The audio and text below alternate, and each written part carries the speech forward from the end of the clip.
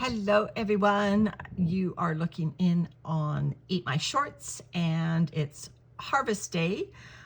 Just to recap, I've been feeding consistently on this end of the bin, letting the worms vacate this end, but we're not going to get all of them. There's going to be worms in here, and you know, I do quick harvests. If you've watched any of my other videos, I don't care if worms and cocoons come along in my harvest. Because I'm going to age the castings anyway. So the worms that are in there, they'll continue to chow down on any material that's left in here while I wait for the cocoons to age. The one thing I do is I will be pulling adult worms before they have a chance to riddle the castings I'm pulling out of here or the vermicompost I'm pulling out of here with a whole new generation of cocoons. So I'll pull the worms out, and then when I have time, I'll go through and either bait them or hand pull worms out of the vermicompost. And while I age these castings or age this vermicompost over the next 6 weeks or so. All right, so if you notice, I put the bubble wrap without blackening cardboard underneath it. Again, that encourages the worms to vacate this area. You'll notice right away that there is uneaten bits of cardboard. That's okay.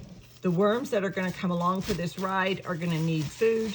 I'm going to be feeding them, and the carbon is something that they need as well.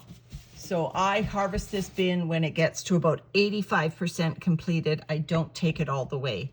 Now, if I see a large piece of avocado shell or cardboard in this end, when I start pulling out the castings, I will throw it into this end, which is the end of material that's going to stay in this bin. So there's just my cracker box. So I'm just trying not to disturb the worms that are in the feeding end.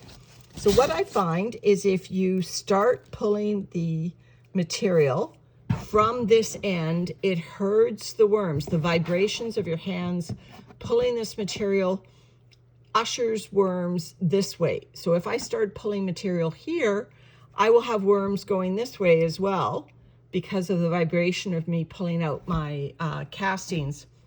So if I start at this end, the worms are going to be vacating. So I don't mind if worms come along, but like I said, I pretty much am looking for finishing material, and you'll see that these are beautiful castings. Got my tote sitting on top of peekaboo here. So I will do this, and I guess I will save you watching every part of it. So I'll fast forward this and bring you along at the end to show you what I get. So that's 2 handfuls. You can count the handfuls as I do it. You'll see that I'm not even trying to sift the material with my fingers like I sometimes do. I'm just pulling it out, putting it into the tote next door. I do start finding some leaf stems and other things as I get closer to the feeding side. That's why I'm throwing them in the corner there. But this goes very quickly. Okay, so I've made it up to my self-imposed barrier here. I actually think I can tease out more of these castings. You'll see that I've been running into leaf stems pretty steadily, and that's okay. I'll just have to pull them out of the castings before I want to use them. And there's a bit of the avocado. Lauren, and I'll put the name of her channel, great daily videos. Please follow her.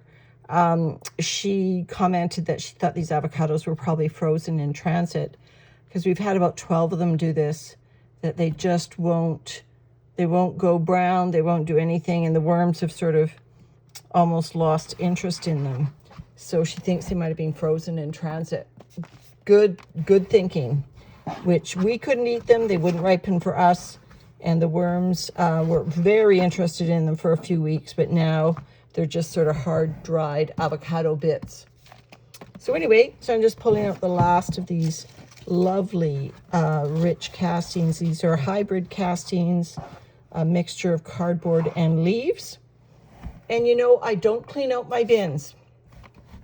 This debris that's all over here, and of course these remaining vermicompost here. This is the microbiome of this bin. This is what you want. You'll see the pill bugs in here. You'll see, the dirty walls of this bin. I want this to remain because I want the worms to feel right at home. All right, so I'll just put some of this paper now on the bottom here. And let's open up our feeding zone and spread out the contents. This paper is pretty wet, so I think I'll put it down the bottom now. So this is probably about a third of the bin is going to remain. I had estimated I would take more than that out, but I don't need to push it. I've got loads of castings for our spring seed starting and our garden. But let me just take a look here. So I'm spreading out the large material. You'll notice I was already spreading or throwing leaf stems into the corners because I knew I was going to go across the floor of this container with the overs. Love that word, Samantha, that you use for bits that you leave behind when you harvest or you sift out, the overs. Okay, so this overs is just getting spread out now. So this bin is going to have a lot thinner bedding, which is why I did this harvest, is I wanted to make sure that the depth of this bin was staying nice and low. So yeah, it's starting to look exactly what I want it to look like. I do have some new bedding to give these worms if I think they need it. There they are in my feeding zone. Let's just take a look.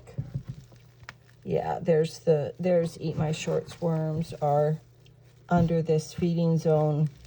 I migrated them over here through several feedings, so they can now find their way through the entirety of this bin. There we go. So because this end is moist, I'm going to give it some new bedding. Just try to get the wisps off my hand before I reach into the bedding bin. The new bedding that I'm putting down is a mixture of the leaves that I brought in that are sort of dry, but a little bit of moisture on them, and some dry cardboard. So that's what this end needs, because it is the feeding zone was pretty moist. So I will do the same to this corner. Is I will just put a handful of that new bedding in this corner, and then I'll replace the moist feeding on top. Lots of leaf stems coming in, but this bin is going to go a while now before harvesting. This bin was last partially harvested on December the 8th. So these worms will now get to work on this. And because I didn't deplete the bin, you will notice that, I can do this every 2 to 3 months. I can pull out castings, and this bin just doesn't miss a beat. It just keeps going. The worms don't go into shock. They just keep working. All right, so what I'm going to show you now is the material that I pulled out. So first, that's how I did it. The styrofoam tote where I was scooping out the castings is on top of Peekaboo. So let me just zoom in and show you what the castings look like. This is my first look as well, because I was scooping blind. I wasn't really looking at what I was putting in. This is about 2/3 full, so I would say this is probably a good 3 gallons in here. So this is what we're going to be waiting out now, is the cocoons have to mature. I'll treat this like a new worm bin. Over the next day or so, I will put a bait station right here in the middle. And this is quite long, it's like 22 inches.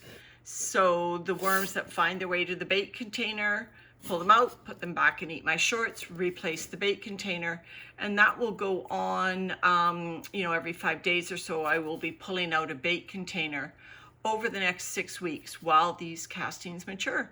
So that's how I do my harvest. It's really fast. If you set it up well with the migration, you don't get huge numbers of worms in here, but you get enough worms in here that they finish up all this cardboard. And by the time I go to use these castings in about a month and a half, it will be totally void of all of what you see here. So as long as I keep the microbes happy by keeping them moist, which also keeps the worms happy, this material will continue to finish. And in about 6 weeks, I'll have great castings and the cocoons hatched. All right, everyone. Bye from Eat My Shorts.